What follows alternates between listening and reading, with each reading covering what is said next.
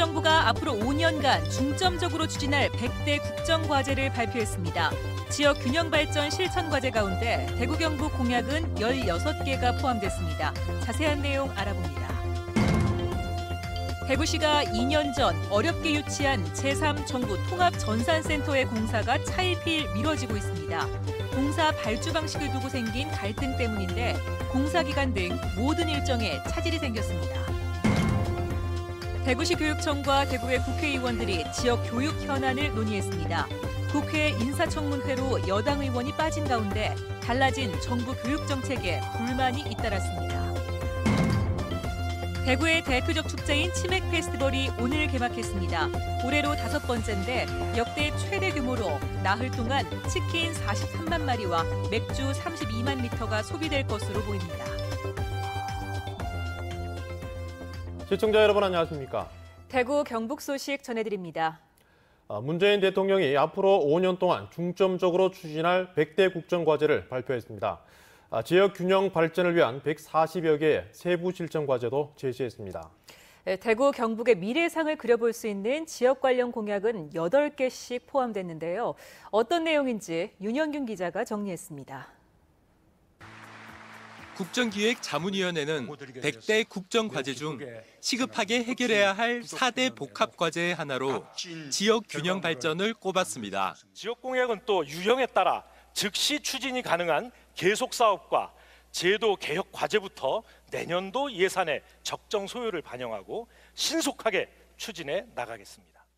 국정기획위는 대구를 지속 가능한 품격 높은 혁신 거점 도시로 육성하겠다며 미래형 자율주행차와 물산업 허브도시 육성, 서대구 역세권 개발과 대구산업선 철도 건설 등을 추진하겠다고 밝혔습니다.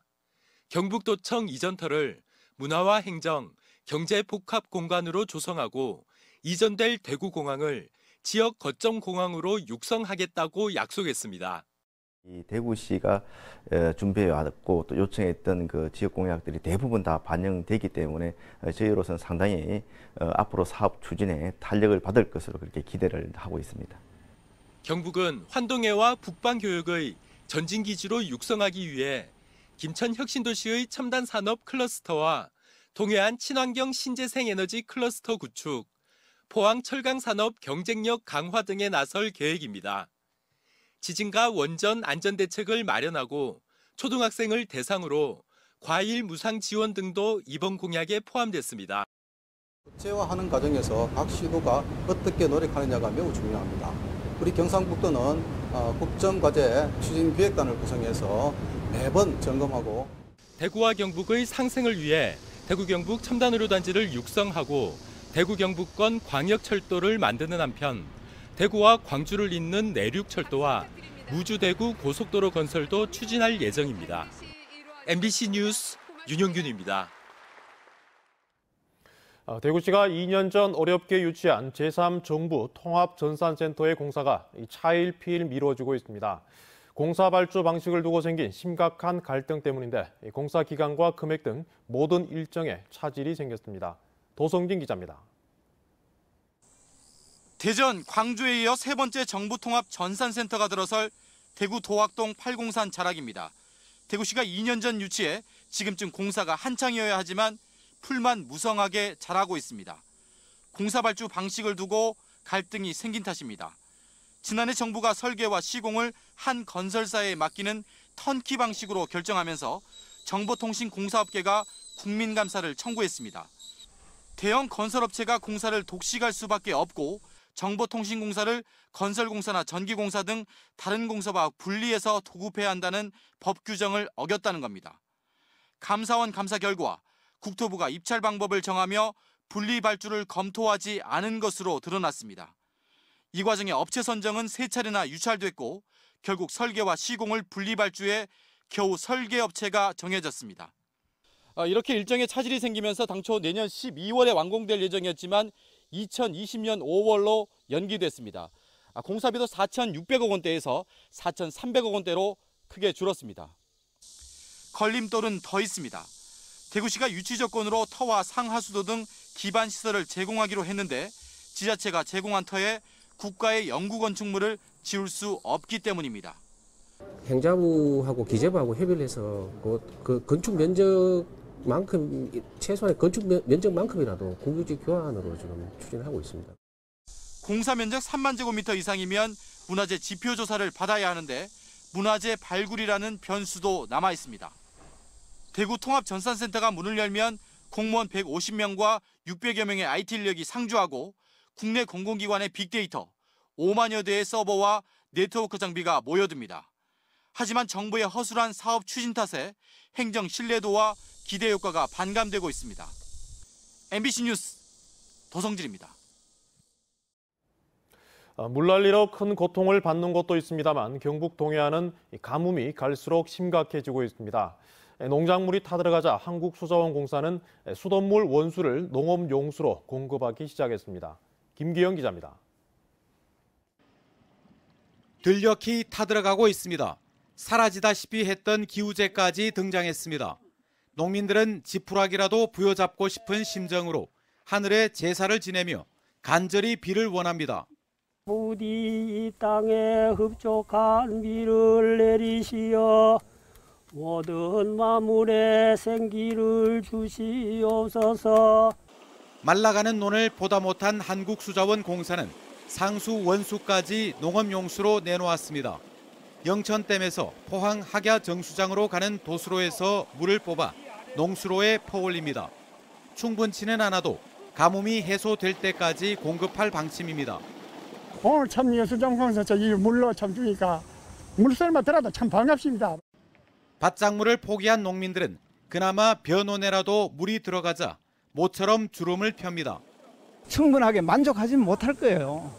그렇지만은 이 물이라도 조금이라도 보탬이 돼가지고 가뭄 해결에 그런 도움이 됐으면 합니다. 포항의 저수율은 한국농어촌공사가 관리하는 대형 저수지는 34%로 평년의 절반에 불과하고 포항시가 관리하는 소규모 저수지는 20% 선까지 떨어졌습니다. 저수지 바닥에 남은 물은 쓸 수가 없어 사실상 빈 거나 마찬가지입니다. 포항시는 긴급 예비비 22억 원을 투입해 농업용수를 확보하고 있습니다. 재난 상황에 준한다고 보고 특별 대책을 강구를 하고 있습니다. 우선 관정을 개발한다든지 또 하천을 굴착한다든지. 1993년에 버금가는 극심한 가뭄으로 농촌이 지쳐가고 있습니다. MBC 뉴스 김기영입니다. 찌는 듯한 불볕더위를 상징하는 데프리카. 이런 대구를 대표하는 축제로 자리매김한 2017 대구 치맥 페스티벌이 시작됐습니다. 올해로 5번째인데 더 풍성한 먹거리와 볼거리로 업그레이드됐다고 하는데요. 축제 개막 현장에 나가 있는 취재 기자 연결합니다. 박재영 기자, 그곳 분위기 어떻습니까? 네, 저는 지금 대구 치맥 페스티벌의 주무대인 대구 두류야구장에 나와 있습니다. 지금 현재 기온이 30도를 넘을 만큼 불볕더위가 이어지고 있는 가운데도 이곳 축제장에는 시민들의 발걸음이 꾸준히 이어지고 있습니다. 시민들은 한여름밤에 치킨과 맥주의 환상적인 조합을 즐기며 무더위를 날려버리고 있는데요. 대구 치맥 페스티벌 조직위원회는 올해 94개 업체가 치맥 축제에 참여했다고 밝혔습니다. 지난해보다 10% 이상 늘어난 것으로 치킨만 무려 43만 마리, 맥주는 32만 리터가 소비될 것으로 추정하고 있습니다.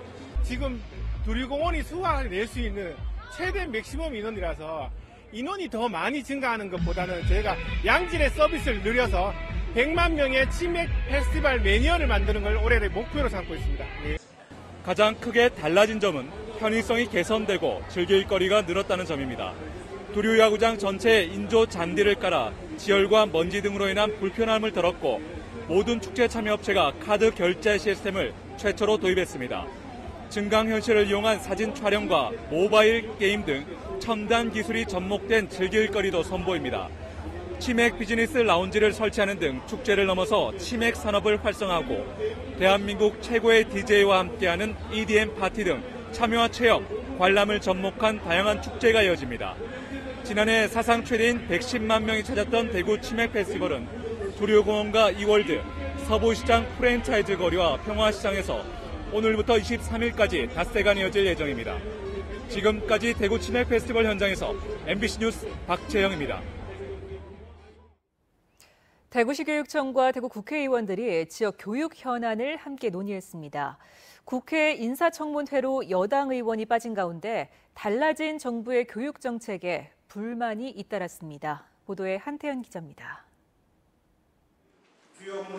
간담회에 참석한 자유한국당 5명, 바른정당 2명의 국회의원은 특목고와 자사고 폐지 등 정부 교육 정책이 지역 현실과 동떨어져 있다고 지적했습니다.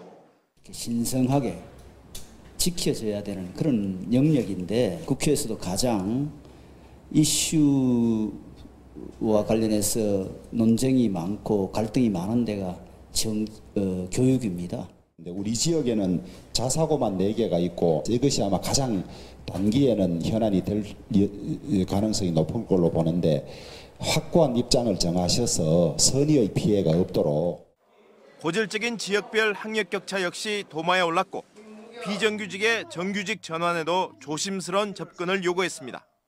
학부모님들께서 애들을 이 지역에서 정말 그 대학 진학할 때까지 충분하게 교육할 수 있는 그런 환경이 조성돼 있다는 확신을 주는 게 저는. 비정규직이 똑같은 일을 하는데 너무 부당한 차별적인 대우를 받거나 이거를 이제 개선하자는 게 원래 취지였는데 이걸 그냥 비정규직을 정규직화 이러니까 형평 문제가 여러 군데에서 발생을 하는 것 같아요.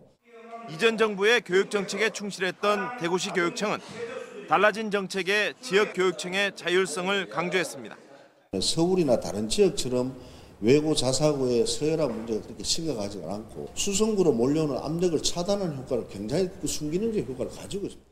정부가 이전 정부와 달라진 새로운 교육 정책을 잇따라 내놓으면서 지역의 교육 정책 역시 당분간 갈등과 혼란이 불가피할 것으로 보입니다. MBC 뉴스 한태현입니다. 바른정당이 당 지도부 구성 후 처음으로 전국 민생 행보에 나선 가운데 첫 일정으로 대구 경북을 찾았습니다. 바른정당은 오늘 오후 대구시 노인지회 회장단 보훈단체장과 잇따라 간담회를 가진 데 이어 저녁에는 동성로와 치맥 페스티벌 현장에서 바른보수 알리기에 나섰습니다. 내일은 영천과 안동 등에서 유림과 대화하고 칠곡 다부동 전적기념관도 방문해 대구 경북에서의 당 이미지를 개선하고 지지세를 넓힌다는 계획입니다. 안동댐 상류에서 발생한 물고기 폐사 원인 규명 작업이 엉터리로 진행되고 있습니다. 환경당국은 폐사 다음 날 중금속 검사를 맡겼다고 했지만 실제로는 의뢰하지 않았고 최근에서야 다른 기관에 분석을 맡긴 것으로 드러났습니다. 정동원 기자입니다.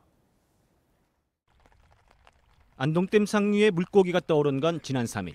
대구지방환경청은 다음 날 보도자료를 내고 안동시에서 국립수산과학원에 어병 및 중금속 검사를 의뢰했다고 했습니다.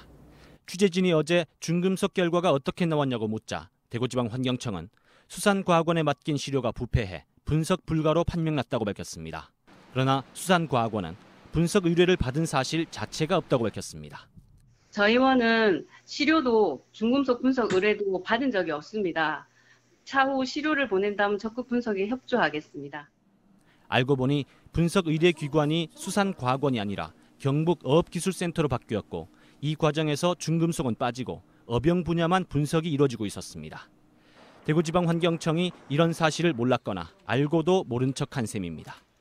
대구지방환경청은 또 국립수산물품질관리원에서도 중금속 검사가 진행 중이었는데 이 기관은 시료 채취 방법에 문제가 있다고 판단해 검사를 중단하고 시료를 폐기했다고 밝혔습니다.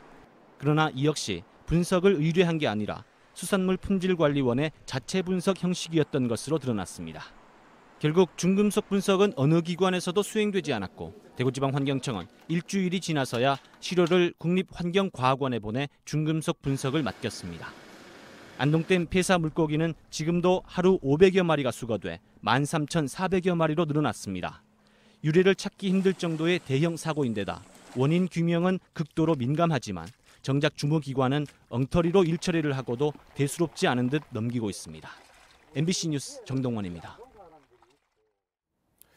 구미의 대미 수출 실적이 크게 떨어졌습니다. 한국무역협회와 구미상공회의소에 따르면 올 들어 지난 5월까지 구미의 대미 수출은 16억 600만 달러로 지난해 같은 기간에 28억 6,100만 달러와 비교해 43.9% 급감했습니다.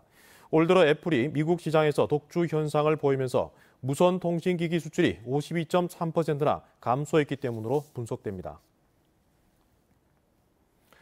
경북 지역 벤처기업이 2011년 1,230개에서 올해 1,690여 개로 늘은 등 해마다 꾸준히 증가하고 있습니다.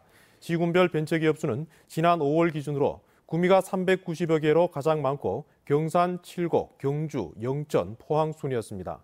한편 구미는 지난 2015년까지는 벤처기업 수가 늘어나다가 지난해부터 조금씩 줄어들고 있습니다.